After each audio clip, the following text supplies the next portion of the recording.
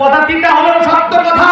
আপনি যখন মারা যাবেন, আপনার স্ত্রী যখন মারা যাবে, আপনি নিজে যখন মারা যাবেন, আপনি আমার মতো কামরা দিয়ে এনে আপনি জানাজা দেওয়াবেন আপনার নামাজে। আমি চিন্তা করুন জানাজার নামাজে আমিন আর যদি একটু কাঁদতে পারি হাদিয়া তো একটু বেশি নিব, মারার মন ঠিকা দেব না। ওই কামরা যেমন যেভাবে টিভিতে গাইরা থুয়ে আসে, আপনাকে কোন রকম টিভিতে গাইরা থুয়ে আসে। আমি কামলা কি বলেন? কিন্তু ওই জানাজার নামাজটা যদি আপনার সন্তান পড়ায়, আরে বলেন না কেন? ওই জানাজার নামাজটা যদি আপনার সন্তান পড়ায়, আহারে আপনার সন্তান যখন তাকবীর দেবে পিছন থেকে একজন ধরে রাখবে। সন্তান যখন তাকবীর দেবে সন্তান সহ্য করতে পারবে না, চোখটা যখন বন্ধ করবে মায়ের কথা মনে পড়ে যাবে, বাবার কথা মনে পড়ে যাবে। আহারে এই তো বুঝে আমার বাবা, এই বাবাকে আমি কবরের ভিতরে রাখবো। সেই দিনই তো আমার বাবা আমাকে কিভাবে হাতে ধরে ধরে বাজারে নিয়ে গেছে। বাবার কথা মনে পড়বে আর চোখ দিয়ে ঝরঝর করে কাঁদবে। কি বলেন? বাবার কথা মনে পড়বে আর ঝরঝর করে কাঁদবে, মায়ের কথা মনে পড়বে আর ঝরঝর করে কাঁদবে, কিন্তু কামলা মনে থেকে কাঁদবে না। এই জন্য মনে রাখবেন, আপনি মরলে আপনার জানাজা কামলা দিয়ে দেওয়াবেন না নিজের সন্তানকে দিয়ে দেওয়াবেন, এই দায়িত্ব আপনার। কথা কি বুঝতে পারছেন?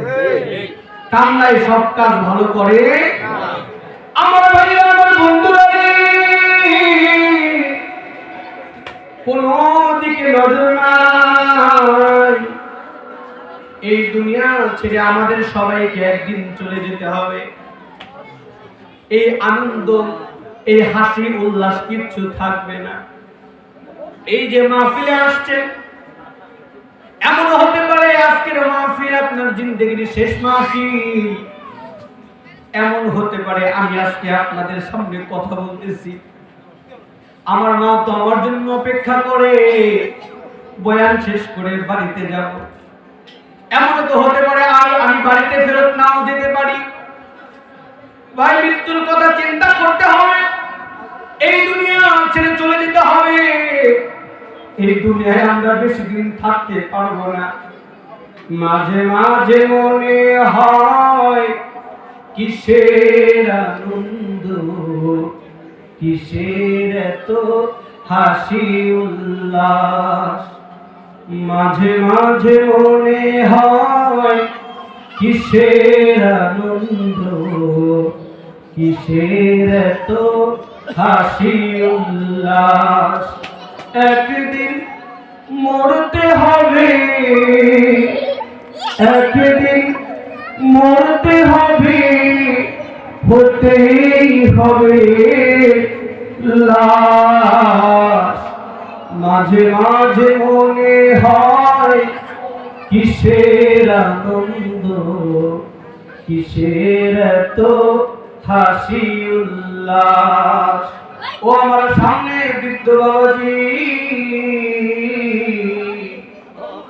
এই দুনিয়া চিরস্থায়ী দুনিয়া। মা দুনিয়া থেকে চলে গেছে, বাবা দুনিয়া থেকে চলে গেছে। কখন যেন আপনি দুনিয়া থেকে চলে যাবে। খুব সহজে বলি মরে যাব।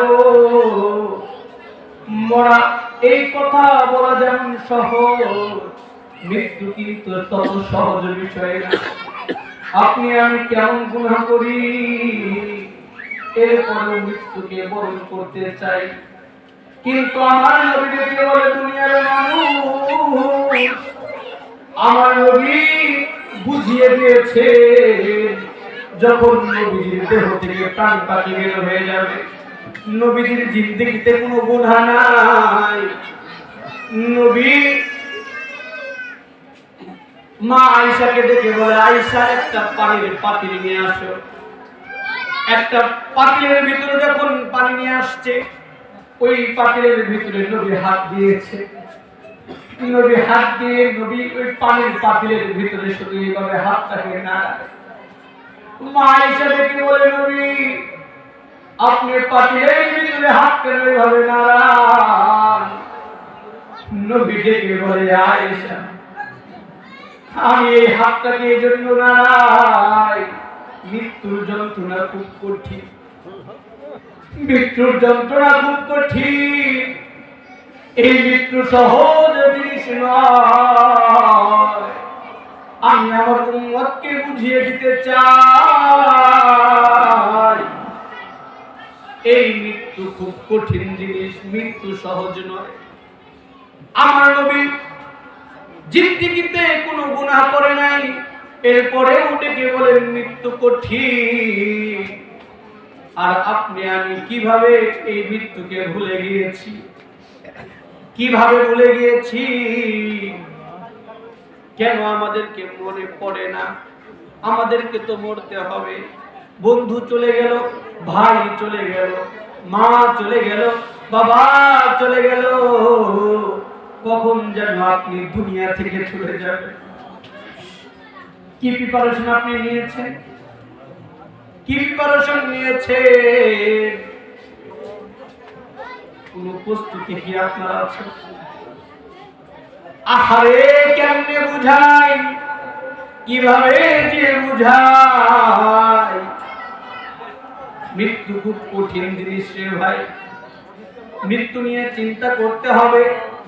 মরার পরে ওই কবরের ভিতরে আপনি একা একা থাকবেন, আল্লাহর কাছে হিসাব দিবেন। খুব সহজ।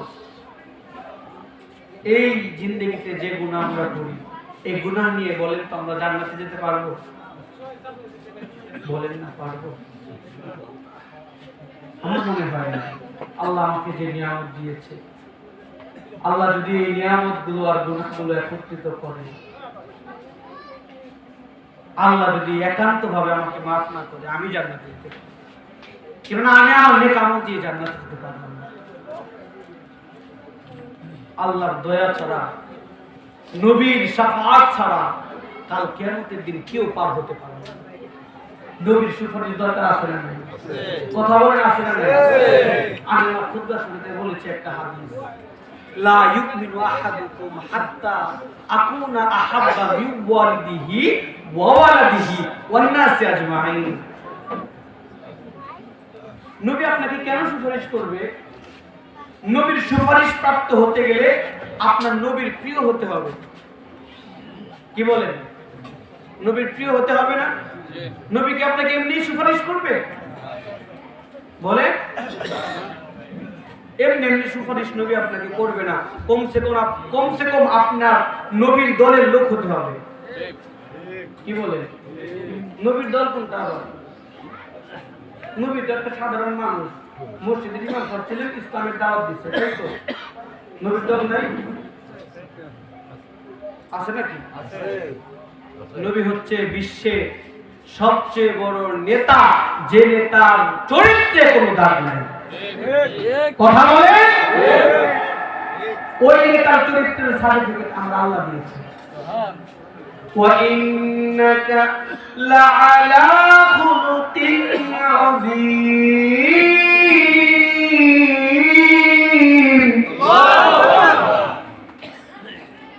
দল করলে ওই দল করে যে দলের নেতার সার্টিফিকেট দিয়েছেন কে?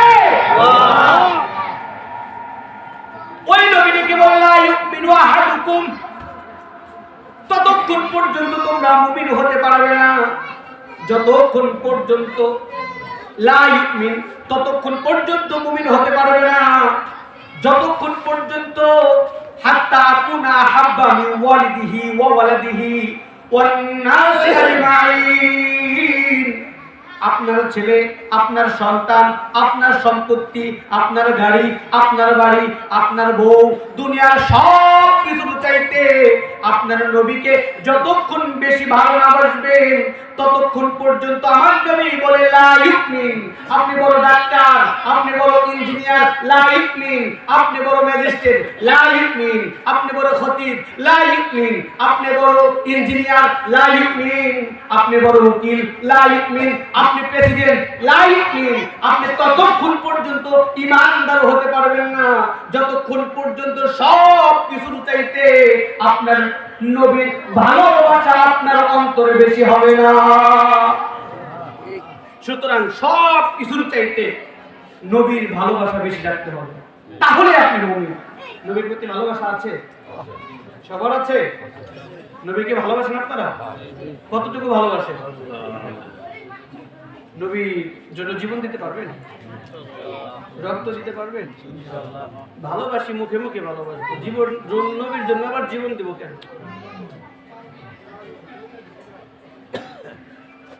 আল্লাহ আল্লাহ, নবীর প্রতি ভালোবাসা কেমন? আসহাবি কান নুজুম, রাসূল বলে আসহাবি কান নুজুম, আমার সাহাবায়ে কেরাম যারা আছে এরা হচ্ছে রাতের তারার মতো। নাবিক সমুদ্রে যখন পথ চলে, এই সমুদ্রে পথ চলার সময় তার রাস্তা সে কিভাবে দেখে, ওই তারাকে ফলো করে চলে। আমার নবী বলে আনা খাতামুন নাবিয়্যিন, আমি শেষ নবী, আমার পরে কোন নবী আসবে না। সুতরাং তোমরা দিন কিভাবে পাবে? আসহাবি কান নুজুম, আমার সাহাবায়ে কেরামের জিন্দেগি তোমরা তোমার নিজের জীবনের সাথে ফিট করো, আমার সাহাবায়ে কেরামকে তোমরা অনুসরণ করো, অনুকরণ করো, তাহলে তোমরা আমি নবীর অনুসরণ করার মতো হয়ে যাবে। তার নবী, এই সাহাবায়ে কেরাম নবীকে কেমন ভালোবাসছে, কেমন ভালোবাসছে। একবার এক মা আসছে, মা এসে যুদ্ধের সময় নবী যখন বদরের যুদ্ধে যাবে, মা আসছে, মা এসে নবীকে বলতেছে, নবী আমার তো স্বামীও নাই, বড় কোনো সন্তান নাই, এই যে আমার একটা ছোট্ট দুধের শিশু, এই শিশুটাকে আমি যুদ্ধে পাঠাতে চাই। শিশুকে যুদ্ধে পাঠাবে মা, মায়ের চেয়ে আপন সন্তানের কেউ আছে বলেন না? আছে? মাঝখানে এটা মনে রাখেন, একটা কথা মনে পড়ে গেছে, বলে দিচ্ছি। আচ্ছা বলেন তো, মহিলাদের উদ্দেশ্যে সবাইকে জানিয়ে দিচ্ছি, মা বোনদেরকে শোনাবেন। একবার আল্লাহ রাসূল সাল্লাল্লাহু আলাইহি ওয়াসাল্লাম, এই কথাটা আমি জমা রাখছি পকেটে, আমি বয়ানটা এখান থেকে শেষ করে দেব, মাঝখানে এই কথাটা মনে পড়ছে, আমি বলে দিচ্ছি আপনাদেরকে।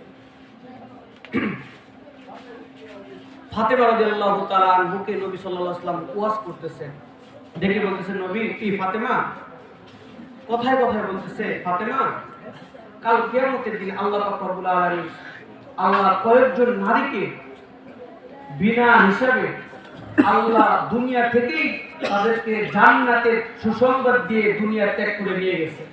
সুবহানাল্লাহ। বলে তারা দুনিয়া থেকে জান্নাতের সুসংবাদ পেয়েছে, তারা হাসতে হাসতে চলে গেছে। নবী ফাতেমা, নবী দেখে বলতেছে, ফাতেমা মা, তুমি তাদের মতো তোমার জীবনটাকে গঠন করিও, তাদের থেকে তুমি শিক্ষা নিও।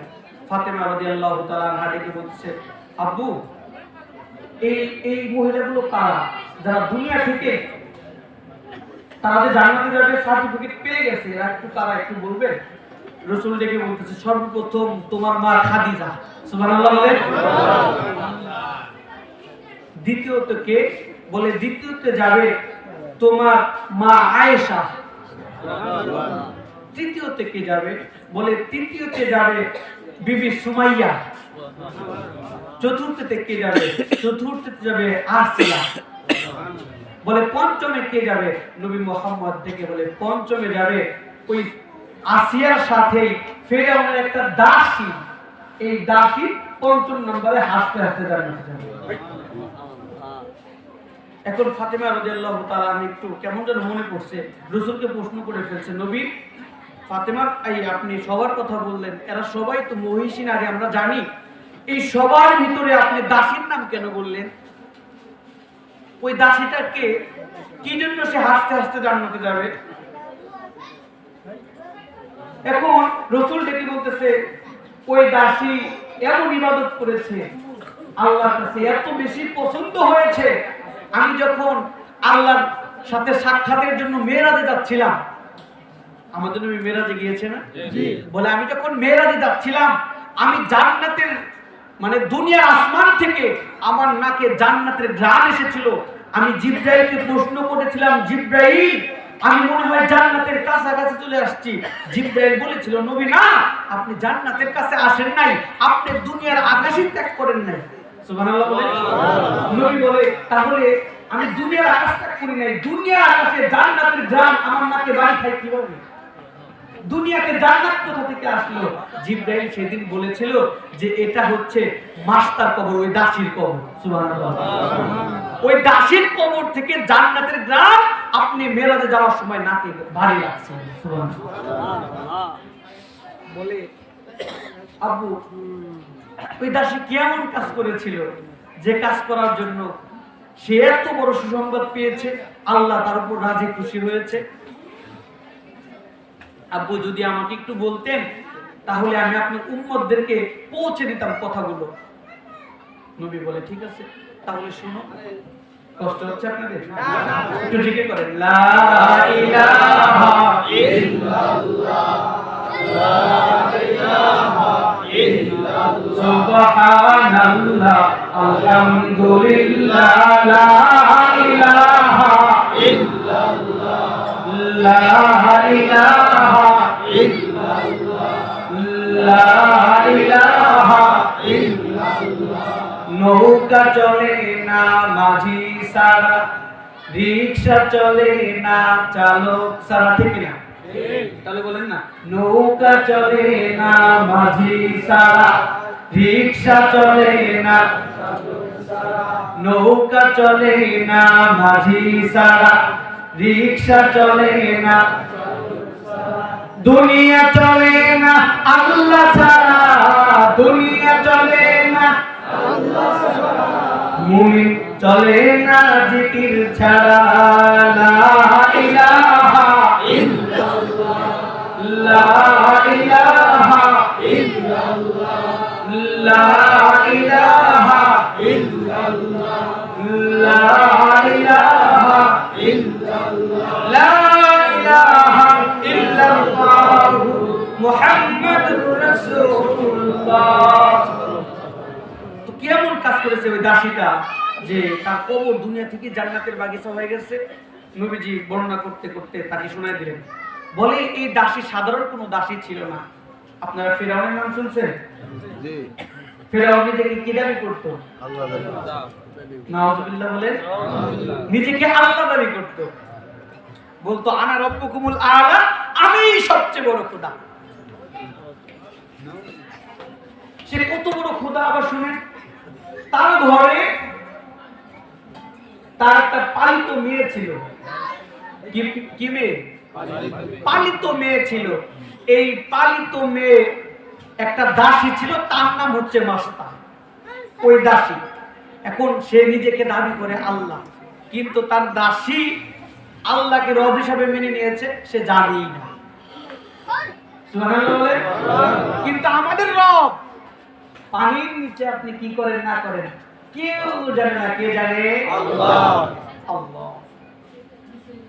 ফিরআউনের পালিত মেয়ে, ওই পালিত মেয়ের দাসী, ওই দাসী একদিন ওই মাস্তা ওই পালিত মেয়ের মাথায় চিরুনি করে দিচ্ছে। পর্দার আড়ালে মা বোনেরা খুব ঠান্ডা মাথায় বুঝবেন, এই কথাগুলো স্পেশালি আপনাদের জন্য আমি বলে দিচ্ছি। মাথায় যখন চুলবেলি করে দিচ্ছে, ঠিক ওই সময় মাস্টার হাত থেকে, দাসীর হাত থেকে চিরুনিটা নিচে পড়ে গেছে। আর চিরুনি যখন নিচে পড়ে গেছে, মুসলমান কোন কাজ শুরু করার সময় কার নামে শুরু করে? আল্লাহ। আমার আওয়াজ দিয়ে বলেন কার নামে? আমার ভাইরা, আমার বন্ধুরা রে, পর্দার মা বোনেরা, ওই পাতিলে চাউল যখন নিতে যান, অন্য কোনো কিছু না করে, স্বামীর সাথে চেতাচেতি না করে পাতিলে বিসমিল্লাহ বলে হাত দেন, পাতিলের ভিতরে চাউলের বরকত দেবেন কে? আল্লাহ। যখন মাস্টার হাত থেকে চিরুনি পড়ে গিয়েছে, মাস্টার হাত ওই চিরুনি উঠানোর সময় বিসমিল্লাহির রহমানির রহিম আল্লাহর নাম বলে চিরুনি উঠাইছে।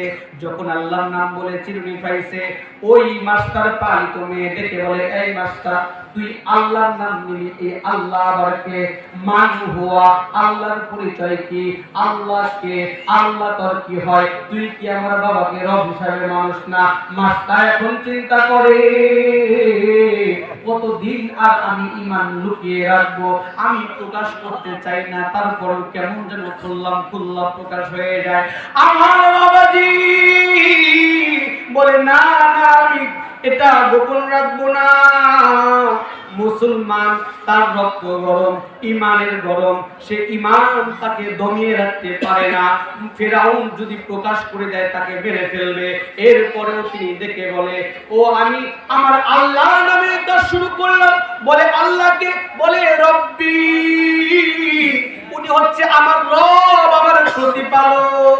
ওয়ারব্বুকি, তোমার রব, তোমার প্রতিপালক। ওয়ারব্বা আবুকি, তোমার বাবার রব, তোমার বাবার প্রতিপালক। ওয়ারব্বা জাদ্দুকি, তোমার দাদার রব। ওয়ারব্বাল আলামিন, তিনি বিশ্ব জগতের রব, বিশ্ব জগতের প্রতিপালক। সুবহানাল্লাহ। এত বড় সাহস! এই বিশ্বের একমাত্র রব আমার বাবা ফিরাউন, আর তুমি আমার বাবাকে রব হিসাবে মানো না। দাও এক্ষুনি তোমাকে মজা দেখাচ্ছি। মেয়ে দৌড়ে চলে গেছে বাবার কাছে। আলাস্তাবি রব্বুনা আলা, ও আমার পিতা, তুই কি সবচেয়ে বড় খোদা নয়? বালা, অবশ্যই আমি সবচেয়ে বড় খোদা। মাস্তা তাহলে আমাকে কোন রবের খবর দিল? তার রব নাকি সবচেয়ে বড় খোদা। আমার রব, তোমার রব, বিশ্ব জগতের রব, তার নাম নাকি আল্লাহ। ফেরাউনের মাথা নরম না গরম?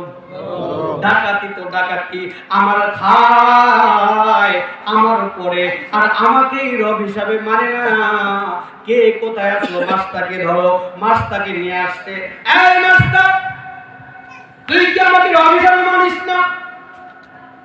মাস্তা তখন করে প্রেসিডেন্ট বাচ্চার সামনে, ফেরাউনের সামনে ইমানের বলে বলিয়ান হয়ে, ইমানের শক্তিতে শক্তিমান হয়ে ফেরাউনের সামনাসামনি ডেকে বলে, আমি তোকে রব হিসাবে মানি না। ফেরাউন বলে, কাকে রব হিসাবে মানিস? মাস্তা বলে, তুই মনে মনে যাকে রব জানোস, আমি সেই রবকে রব হিসাবে মানি। আমি মনে মনে মানি মানে? বলে, তুই জানোস না আমি কাকে মানি? আমি আল্লাহকে রব হিসাবে মানি।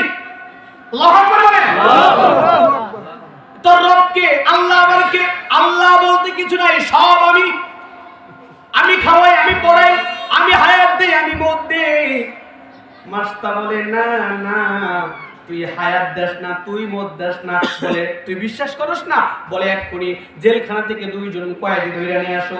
একজনকে মৃত্যুদণ্ড দিয়েছে, মেরে ফেলেছে, আর একজনকে হায়াত দিয়ে, জামিন দিয়ে মুক্তি করে দিয়েছে। বলে, দেখ, একজনকে জীবন দিলাম, আর একজনকে মৃত্যু দিলাম, তাহলে আমি রব। তোর রবের পরিচয় কি? তোর রবের পাওয়ার কি? এখন মাস্টার দেখে বলে, আমার রবকে তো দেখা যায় না, কিন্তু পর্দার আড়ালে পৃথিবীর সমস্ত কিছু আমার রব নিয়ন্ত্রণ করে। তুই কি আমার রবের পরিচয় চাস? আল্লাযী রব্বি, তাহলে আমার রবের পরিচয় নে। পর্দার আড়ালে মা বোনেরা, আমার সামনে উপবিষ্ট যুবক ভাইরা, আমার মুরব্বী বাবাজিরা, একজন মেয়ে হয়ে তার ইমানি পাওয়ারটা দেখেন। আপনার রবের পরিচয় আপনারও জানা থাকা দরকার। মাস্তা তার রবের পরিচয় দেয়। ও ফিরাউন, তাহলে এখন আমার রবের পরিচয় নে।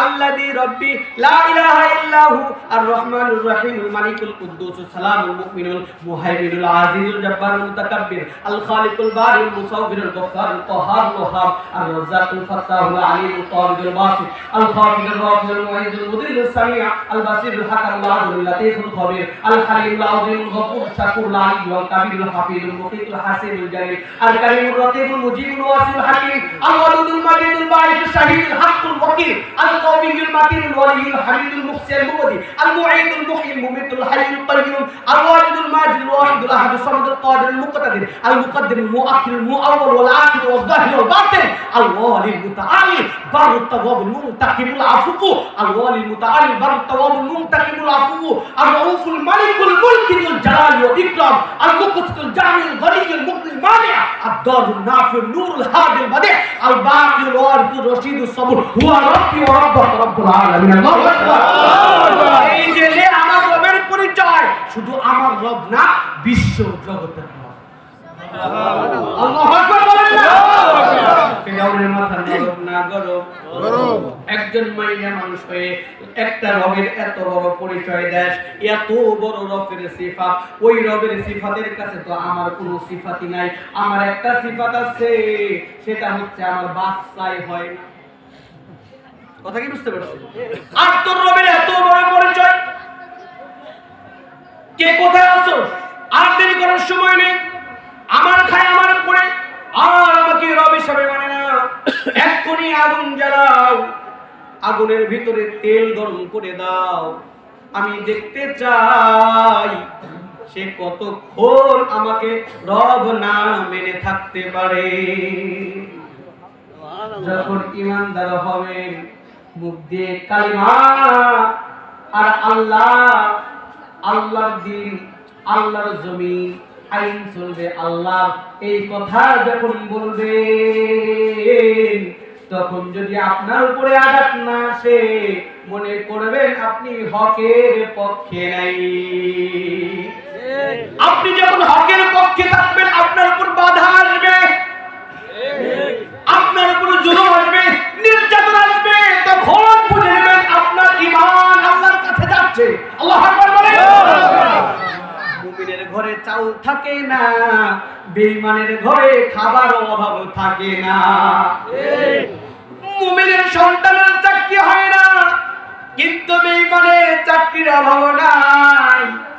কারণটা কি? কারণ জানেননি? কারণ মুমিন আল্লাহর বন্ধু, আর আল্লাহ তার বন্ধুকে বেশি করে পরীক্ষা করে। বন্ধুকে বেশি করে পরীক্ষা করে। গ্রাম পুলিশ চিনেন আপনারা? আচ্ছা, গ্রাম পুলিশ যে হয়েছে মনে করেন, আচ্ছা মরার আগে কি সে পুলিশ হয়ে মরে না গ্রাম পুলিশ থেকেই মরে? বুঝেন না মনে হয়? গ্রাম পুলিশ পুলিশ থেকে মরে নাকি প্রমোশন হয়ে পুলিশ হয়ে তারপরে মরে? বাবা গ্রাম পুলিশ, আমাদের গ্রামের কথা বলি, বাবা গ্রাম পুলিশ, ও তো মারা গেছে, তার ছেলে এখন গ্রাম পুলিশ, সে মারা যাবে যাবে ভাব, এখন নতুন করে দেখতেছি তার বদলে তার সন্তানও গ্রাম পুলিশ হচ্ছে। দাদা গ্রাম পুলিশ, বাবা গ্রাম পুলিশ, নিজেও গ্রাম পুলিশ, কোনো প্রমোশন নাই। আচ্ছা প্রমোশন তো নাই, গ্রাম পুলিশ পুলিশ পুলিশ। আচ্ছা গ্রাম পুলিশ হয়ে ঢুকছে, গ্রাম পুলিশ হয়ে বেরিয়েছে। একটা পুলিশ কনস্টেবল পদে যে ঢুকে, ধরেন কনস্টেবল পদে ঢুকছে, সে কি কনস্টেবলই থাকে না আস্তে আস্তে র্যাঙ্ক বাড়ে? বাড়ে। আচ্ছা গ্রাম পুলিশের পরীক্ষা বছরে কয়বার হয়? পরীক্ষা পরীক্ষা নাই, জামা গায়ে দিবার দিলে দেয়, চেয়ারম্যান ডাকলে নাই, কি কোন আর পরীক্ষা দিয়ে গ্রাম পুলিশ। কিন্তু যে কনস্টেবল পুলিশ হয় পরীক্ষা আছে না নাই? কয় কোনো কাম না থাকলে এদিকের মাটি কাইটা ওইদিকে ফালাও, কি বলে? তার মানে বোঝা যায় পুলিশের 6 মাস পরে পরে পরীক্ষা হয়, পরীক্ষা হয়, পরীক্ষায় উত্তীর্ণ করে তার র্যাঙ্ক বাড়ে, সে উচ্চ পদে চলে যায়। আর গ্রাম পুলিশের কোনো পরীক্ষাও নাই, প্রমোশনও নাই, গ্রাম পুলিশ হয়ে ঢুকছে, গ্রাম পুলিশ হয়ে মরবে, তার জীবনে পরীক্ষা নাই। তদ্রূপ একজন কাফের আর মুমিনের পার্থক্য কেমন? ওই গ্রাম পুলিশ আর পুলিশের মতো একজন মুমিন যত ইবাদতে ঢুকবে তত বাধা, তত জুলুম, তত পরীক্ষা, আল্লাহ তার প্রমোশন বাড়াবে। আর একজন কাফের কোনো পরীক্ষা নাই, খাও দাও ফুর্তি। কথা কি বুঝছেন? ক্লিয়ার? এখন মাস্টার ডেকে বলে, তেলটাকে যখন গরম করা হয়েছে, তেল গরম করার পরে তেল যখন টকবক টকবক করে ফুটে, তেল যখন টকবক টকবক করে ফুটে, মাছটা এখন চলে আসছে, ফেরাউন এখন চলে আসছে, কে কোথায় আছো? তেলের ভিতরে মাছটাকে ছেড়ে দাও। যখন তেলের ভিতরে মাছটাকে ছাড়বে, ঠিক ওই সময় শয়তান আসছে, ইবলিস আসছে, মানুষের সুরত ধরে একটা বুইরা খুন শয়তানের সুরত ধরে আইসা ফেরাউনকে ডেকে বলতেছে, ফেরাউন তুমি এটা কি করতেছো? বলে কেন? এই মাছটা আমাকে রব হিসাবে মানে না, এই জন্য তাকে তেলের ভিতরে ফেলবো আর তাকে মেরে ফেলবো। এই ভয়ে মাস্তা কালেমা ছেড়ে দেবে, আমাকে আল্লাহ বলে মেনে নেবে। এখন ওই বুইড়া ইবলিস ডেকে বলে, ফিরাউন রে, মুসলমানের ঈমান সম্পর্কে ধারণা নাই, মুসলমান জীবন দেবে, ঈমান দেবে না। জীবন দেবে, ঈমান দেবে না, তাকে আরো কঠিন পরীক্ষা করতে হবে। একজন মায়ের সবচেয়ে দুর্বল পয়েন্ট যেখানে সেখানে আঘাত করতে হবে, তাহলেই তো দুর্বল হয়ে যাবে। বলে মায়ের আবার দুর্বল পয়েন্ট কোনটা? ফিরআউনকে এখন ইবলিস ডেকে বলে, জীবনে তো সন্তান হয় নাই, এজন্য তুমি সন্তানের মায়া বুঝো না। একজন পিতা আর মাতার সবচেয়ে দুর্বল পয়েন্ট হচ্ছে সন্তান। সন্তানকে আঘাত করো। পিতা মাতা যতই শক্তিশালী হোক, যতই কঠোর হৃদয়ের হোক, সন্তানকে যখন আঘাত করা হয়, কোন পিতা মাতা সহ্য করতে পারে না। সন্তান যখন অসুস্থ হয়ে যায়, ডাক্তারের পাটা বাবা মা জড়ায়া ধরে।